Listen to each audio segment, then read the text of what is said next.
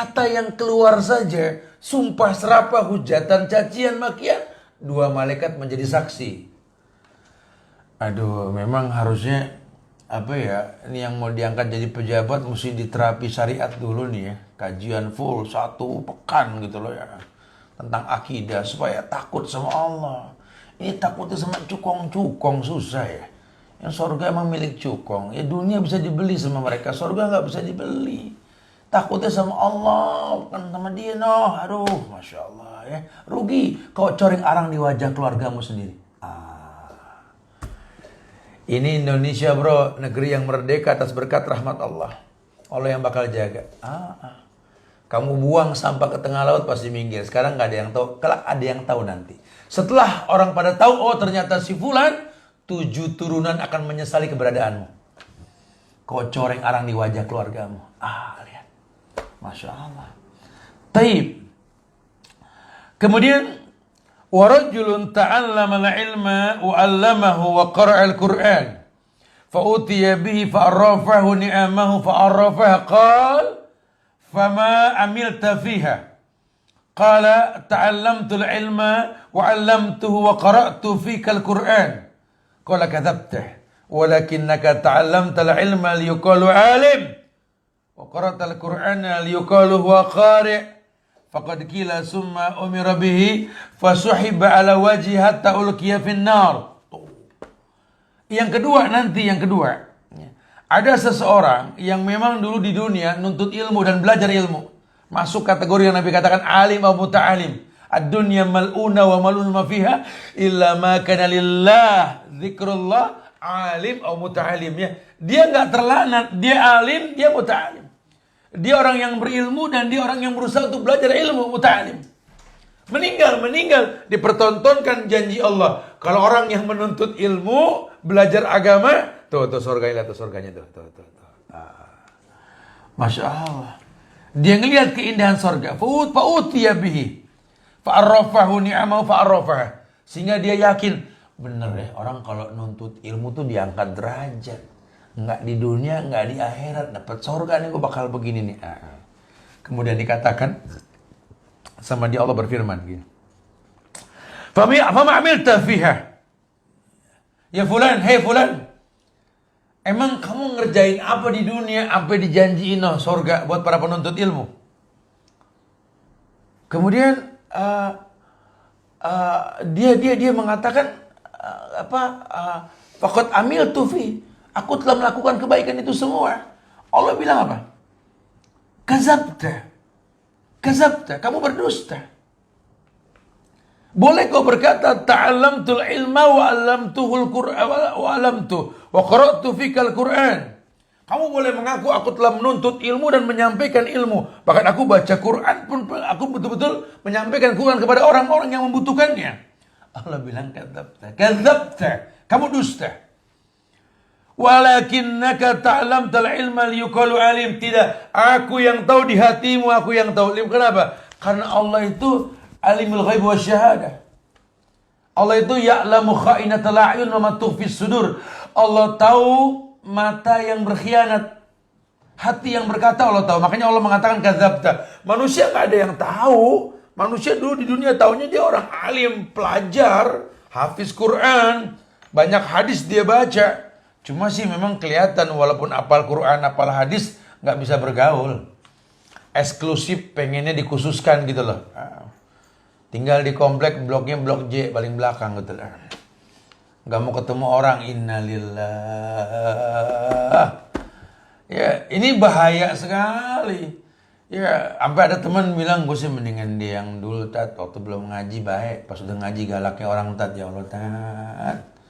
Punya mau minum madu bukan makan tawon, tat. Ini makan tawon dia nggak minum madu, tat, galak. Ini ada yang salah kalau kayak begini, salah. Makanya Allah mengatakan kadzabta. Walakinnaka ta'lamtal ilma, akan tetapi kau belajar ilmu liyuqalu alim, pengen dibilang alim. Wa qara'tal Qur'ana liyuqalu huwa qari, kamu baca Quran pengen dibilang qari. Giliran enggak ada orang ngaji salat biasa aja. Alhamdulillahirabbil alamin, arrahmanir rahim. Berasa makmum datang berubah. Ar-Rahmanir Rahim. Ini pengen dilihat orang nih. Aduh, Masya Allah. Jangan pengen dibilang qori, dibagus-bagusin. Quran itu bukan buat digitu-gituin. Quran itu hudan, petunjuk. Tertunjuki kamu tidak dengan Quran, itu yang paling penting. Jangan pengen dibilang qari. Faqad qila summa umira bi fasuhiba ala wajhi hatta ulqiya finnar. Diperintahkan malaikat sungkurkan dia di wajah biar masuk ke pojokan neraka tuh. Yang ketiga, wa rajulun wassa'allahu alaihi wa a'tahu min asnafil mali kulli fa utiya bihi fa arrafahu ni'amahu fa arrafaha qala fama amilta fiha qala ma taraktu min sabil tuhibbu ayyum faqa fiha illa anfaqtu fiha lak qala kadzabta walakinnaka fa'alta liyaqal huwa jawad faqad qila summa umira bih fasuhiba ala wajhi summa ulqiya finnar.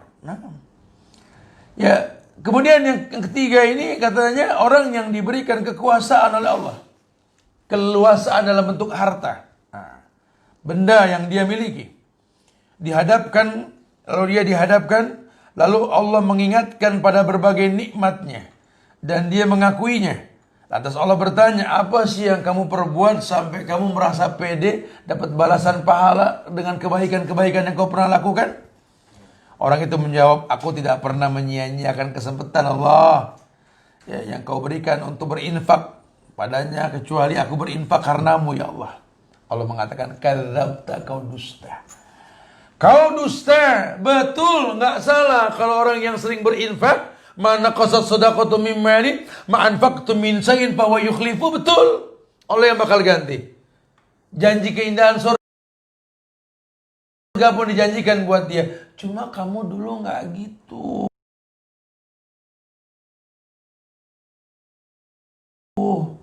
Kamu enggak begitu. Kamu berinfak itu kamu pengen dibilang sebagai orang yang dermawan. Ya, kamu pengen dibilang dermawan. Kamu orang yang suka boros dalam bersedekah. Dan kenyataannya kamu telah disebut-sebut demikian, betul kan? Semua orang muji kamu di dunia, kamu dapat riak, kamu dapat di dunia. Oh, siapa sih yang nggak tahu dia? Oh, dia sih Masya Allah, sedekahnya kuat, cuman agamanya rusak, orang pada tahu, dia mah mirip Firaun, cuma agak beda, Firaun rajin sedekah, namanya berbuat baik Firaun. Dulu ada orang datang ke Firaun minta sawah buat nanam, dikasih gunung sama Firaun. Minta bantuan modal sebongkah emas dikasih, itu Firaun. Cuma kan laknatullah ala Firaun, iya. Makanya manajemen hidup ini mukadimahnya iman yang paling penting, bukan cuma sekedar berbuat baik. Orang kalau berbuat baik tanpa landasan iman ya serampangan. Itu yang terjadi sekarang. Akhirnya apa? Saling serang, saling fitnah, saling hujat. Yang diuntungkan siapa? Ya musuh-musuh Islam lah, yang memang gak kebagian tempat sejak awal merdekanya negeri ini. Yahudi, Nasrani, ya orang-orang yang betul-betul musyrikin, orang-orang komunis, gak kebagian tempat. Cuma mereka tahu di Indonesia ini dibikin remeng aja semua dah, supaya nanti gampang dicuci, di-brainwash lah.